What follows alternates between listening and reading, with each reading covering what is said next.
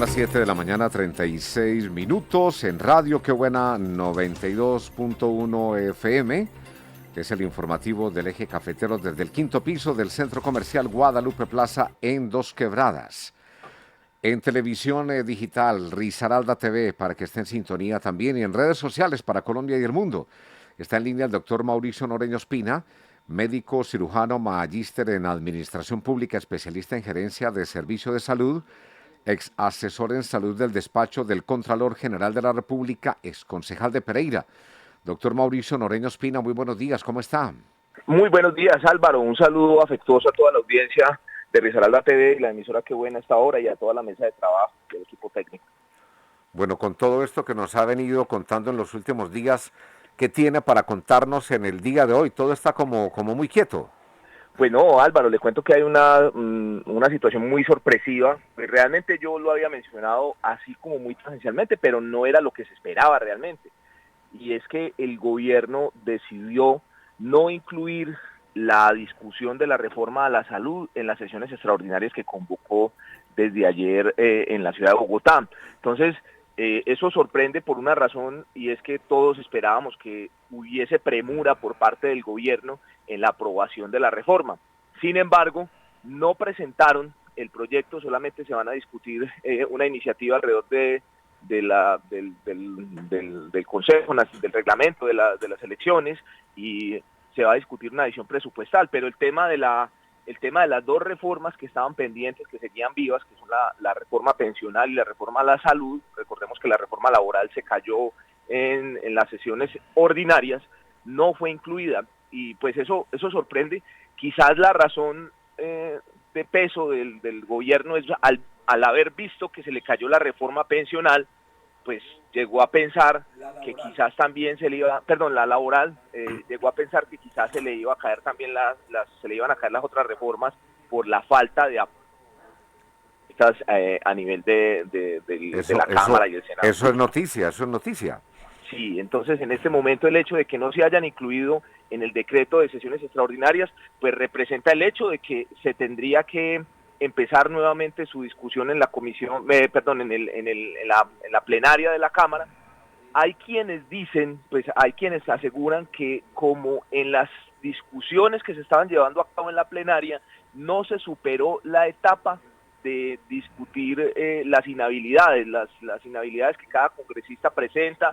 Eso se tiene que votar y se tienen que aprobar o negar en el momento en que uno se declara, cuando está pues en cualquier corporación pública que está inhabilitado para votar. Eso lo tiene que aprobar la plenaria. No se superó esa etapa, y al no haberse superado esa etapa, hay quienes dicen que el proyecto se cae, que porque se presenta un nuevo vicio, que porque debió haberse presentado una proposición en una de estas sesiones para aplazarlo para la siguiente legislatura, que comienza, recordemos, el 20 de julio. Pero pues yo no soy abogado, yo soy médico, pero pues he tenido experiencia como concejal, y uno pues aprende a conocer estos temas de la ley quinta. En ninguna parte de la ley dice que las sesiones, que debería presentarse esa proposición. Simplemente la única exigencia que hay para que una ley se discuta en la siguiente legislatura es que ya haya surtido el primer debate en la legislatura anterior, y estas dos leyes, tanto la pensional como la reforma a la salud, ya fueron aprobadas en las comisiones, y ya corresponde es que en la siguiente legislatura se presenten en el orden del día cualquiera de las situaciones. Eso pues denota la situación política que vive en este momento el gobierno nacional, la falta de acuerdos. Pues recordemos que lo que ocurrió fue que rompió cobijas con el centro, rompió cobijas con la izquierda moderada, pues despachó al ministro de Hacienda, despachó al ministro de Educación, despachó a la ministra de Agricultura, y pues realmente esas condiciones pues lo dejan a uno muy preocupado, porque es que el hecho de que alguien se oponga a lo que el presidente está planteando no significa que le esté haciendo mal al gobierno, significa que le está haciendo en cuenta de un error. Y hace poco escuchamos en un discurso al presidente diciendo que aquel que se oponga se va para afuera simplemente. y eso pues realmente pone en condiciones muy complejas cualquier equipo. Los que hemos trabajado como gerentes o como directivos de alguna institución sabemos del valor de una persona que nos haga caer en cuenta de los errores. O sea, para nosotros, ustedes ahí en la mesa de trabajo, si alguien se equivoca y le hacen caer en cuenta de que está equivocado, pues eso no va a ser motivo para que lo echen de la emisora. El hecho de que a uno le digan, vea, director, está equivocado, o a algún otro compañero, pues solamente es un valor para discutirlo al interior del proceso. Y en este caso, pues el ministro de Hacienda lo que estaba haciendo era haciéndole caer en cuenta al presidente de que este proyecto no tenía viabilidad financiera. Y pues esas son situaciones que uno no entiende realmente y le preocupan a uno, que la gobernabilidad en este momento no está asegurada para el presidente Petro. Permítame un segundito para continuar con el doctor Mauricio Noreña. Hay una información de parte de Megabús. Contingencia, de acuerdo a la información del gobierno de la ciudad, se presentan cierres viales por la carrera ciclística de la Vuelta a Colombia. Esto ocasiona retrasos en el sistema troncal y alimentación. Informan que a partir de este momento se suspenden las rutas de Puerto Caldas, Cerritos, La Virginia y Galicia también. Doctor Noreña, es muy confusa de todas maneras la reforma a la salud, su trámite, porque tiene una serie de componentes que no habían estado en otros trámites. A mí me correspondió muchos trámites de reformas a la salud y reformas muy sustanciales, pero todas, digamos, se manejaron responsablemente. Se votaba negativa, positivamente, pero las reformas siempre salían porque había una concertación. Desde el punto de vista como profesional de la salud, ¿ha faltado más socialización o realmente el meollo del asunto ha estado dentro del Congreso de la República y en un tema político? Pues realmente, con los buenos días, Germán, yo considero que esto es motivado por el hecho de que justamente no se haya discutido previamente con los profesionales, de que no se haya llevado a una discusión técnica, sino que desde el comienzo el gobierno lo quiso dar a manera de discusión política y de discusión popular. Y ahí pues hago la salvedad de que no significa que lo popular no sea político, sino que el gobierno propuso que el hecho de tener el mandato popular por haber sido elegido daba la patente corso para tomar cualquier tipo de decisión en materia de reforma. Y si bien es cierto que el gobierno toma las decisiones, hay que recordar que nosotros vivimos en un Estado social de derecho, en una democracia plural en la cual tenemos equilibrio de poderes, y nuestra representatividad como ciudadanos no solamente está en cabeza del presidente, quien orienta el Ejecutivo, sino que también tenemos elegidos unos senadores y unos representantes a la Cámara que igualmente fueron elegidos por más de 22.000 votos, por más de 21.000 votos, y que representan también un mandato popular. Es decir, el mandato popular no solamente es la elección del presidente, y el presidente asumió su mandato popular como si fuera la voz de Dios, como dice pues que el voz populi Deus Dei, como si fuera exclusivamente en su cabeza, y recordemos que la voz del pueblo también está representada en el Congreso. Entonces, se da la necesidad de hacer las discusiones en otro contexto, no en el contexto político, porque es que esto afecta técnicamente no solamente a los profesionales. Ayer estaba yo discutiendo justamente con un profesional, un odontólogo, y él me decía, es que no puede el presidente, él es pues muy afín a la voz del gobierno, me decía, es que el presidente no puede doblegarse ante los críticos y ante la oposición. Y yo le decía, no, es que no se trata de doblegarse, aquí se trata de hacer concertaciones, porque es que se están tomando decisiones que no afectan a los 11 millones que votaron por el presidente Petro, afectan a los 52 millones de colombianos, y no necesariamente la decisión de Petro, por muchas ganas que tenga de hacer cambios, va a ser la voz definitiva. Recordemos que es que vivimos en un punto donde nosotros necesitamos tomar en cuenta también lo que va a afectar al otro esta situación, y como no se dieron nunca las discusiones, antes de presentar esta reforma, estamos viviendo en este momento, Germán, justamente las consecuencias de esa falta de discusión. Yo creo que esto, como usted lo plantea, está más bien enredado. Aquí tenemos una dificultad que creo que nos va a generar un tropiezo político en el corto plazo, y creo yo que no alcanzaría a tener, pues el presidente va a esperar muy seguramente a hacer nuevos acuerdos políticos cuando se presente la nueva legislatura, y muy seguramente van a elegir un nuevo presidente, Yo creo que también tiene que ver mucho con las capacidades que tiene el actual presidente de la Comisión Séptima para llevar a cabo esos debates. O sea, él mismo lo reconoció cuando se cayó la reforma laboral, salió en un trino diciendo que él había fracasado y que tal vez él no tenía la capacidad para manejar eso, el señor Ascaf, presidente de la Comisión Séptima, y quizás pues en este momento van a esperar que una nueva mesa directiva que tenga pues la experiencia o que tenga por lo menos la capacidad de concertación y que haya un avance por parte del nuevo ministro del Interior, porque creo yo que están muy lejos de ese proceso ahora, máxime después de las marchas de la oposición, que le permitieron que aquellas personas que tenían miedo de oponerse, porque es que yo le digo sinceramente, en este momento la clase política tiene miedo de oponerse. O sea, usted, lo voy a decir en un término muy simple, mire usted las listas que están en este momento a las corporaciones locales. No hay ninguna lista que esté 100% conformada, a excepción pues, de aquellas de partidos que vienen con mucha fortaleza territorial, y esas listas no conformadas son una muestra de que la gente no sabe qué va a ocurrir si se presenta en un partido de oposición o si se presenta en un partido de gobierno, y eso pues lo siente uno en la calle cuando habla con los diferentes actores políticos.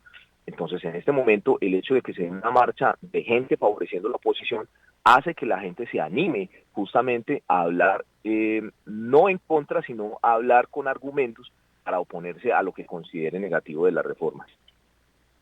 Doctor Mauricio Noreña, es que se habla mucho que no ha habido una verdadera concertación con los sectores de salud, pero es que uno ve y escucha que las universidades del país han hecho foros donde han ido los altos funcionarios del gobierno nacional, donde han ido congresistas, donde ha ido tantas personas. Los secretarios de salud han ido a Bogotá y han tenido reuniones, participación, incluidos exsecretarios de salud que nos decía el doctor Marulanda acá, que también fue invitado recientemente a Bogotá. Las mismas EPS, las mismas IPS.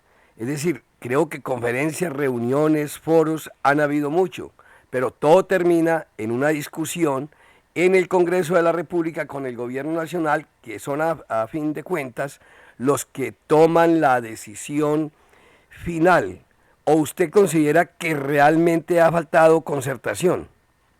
No, realmente lo que faltó fue concertación antes de presentarla, Germán. Es que el proyecto se presentó de una forma casi, se discutió y se organizó y se estructuró de una forma casi aquelárrica. O sea, eso se hizo allá como en un séquito donde la gente no tenía acceso a la información, donde yo mismo cuando estaba como asesor del Contralor intenté participar en las reuniones y en las discusiones y era algo sumamente cerrado y uno no tenía opción. Cuando yo participé en las reuniones en las que tuve la posibilidad de participar en Bogotá, hice un par de preguntas y nunca me las contestaron. O sea, era un asunto como muy cerrado, donde no se podía someter a la discusión ninguno de los puntos que traía ya la ministra Corcho para su planteamiento, la exministra. De hecho, en algún momento las asociaciones de pacientes intentaron llegarle a decirle, permítanos conocer el texto, permítanos a aportar como pacientes qué es lo que está pasando y qué es lo que nosotros percibimos. Las mismas EPS le dijeron, permítanos entrar. Y no, se presentó un proyecto el 13 de febrero para luego tenerlo que cambiar casi en su totalidad, pues con unas esencias muy similares, pero cambiar el texto para luego decir que, porque se cambió cuando llegó el ministro nuevo, la ministra era absolutamente cerrada a la raya en el hecho de recibir los planteamientos que no solamente venían de parte de los partidos políticos como el como la U, el Partido Liberal y el Partido Conservador, que eran los que estaban haciendo la concertación, que eran partidos de gobierno en ese momento. Y eso, siendo partidos de gobierno, la U, los liberales y el Partido Conservador, no les aceptaron, y recordemos que la ministra les incumplió en reiteradas ocasiones las apreciaciones que habían pedido que se modificaran, y quizás esa fue la mayor situación que hizo salir a la ministra. Llega el nuevo ministro, recibe las concertaciones, se modifica el texto, pero ya se había presentado la esencia. Entonces las socializaciones, Germán, no dependen de que citen a los secretarios, es que los secretarios son gobierno, no depende de que citen a un grupo de ciudadanos. Aquí hay unas agremiaciones médicas, aquí hay unos grupos de ciudadanos que están en este momento agremiados como asociaciones de pacientes de diferentes patologías.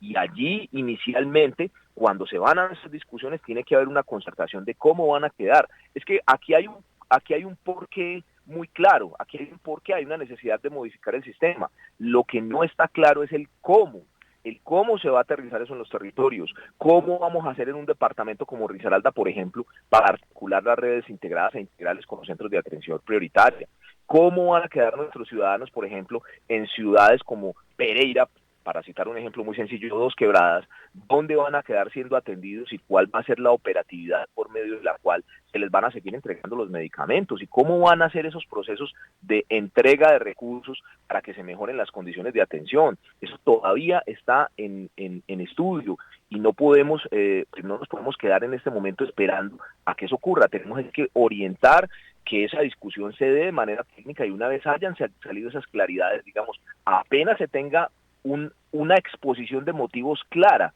Si leemos la exposición de motivos de la primera presentación, era una exposición ideologizada, donde partían del hecho de que nosotros, o sea, las frases con las que se empezaron incluso a discutir estos procesos, el primer documento que presentó el gobierno el año pasado, alrededor de septiembre, si la memoria no me falla, partía de la frase, tenemos el peor sistema de salud del mundo. Esa era la primera frase de ese documento. Y hombre, todo el mundo les va a decir, ¿cómo así, presidente, que el peor sistema de salud? Que hay muchas dificultades, nadie lo va a negar, pero no tenemos el peor sistema de salud del mundo. Entonces, ese es el punto el cual yo vengo diciéndoles que le faltó discusión a este proceso en ese momento. Doctor Noreña, ¿usted ha escuchado algún pronunciamiento? Yo en lo personal no lo he escuchado, de los alcaldes del país, porque es que esta reforma a la salud le entrega el poder prácticamente del manejo de los hospitales a los gobernadores, a los que van a ser próximamente elegidos, y a los alcaldes, que son los que hoy manejan los hospitales municipales, pues les quitan ese poder. ¿Usted qué conoce de ese tema o aclárenos ahí qué está sucediendo en esa parte que acabo de tocar? No, realmente lo que pasa es que el procedimiento por medio del cual se van a asignar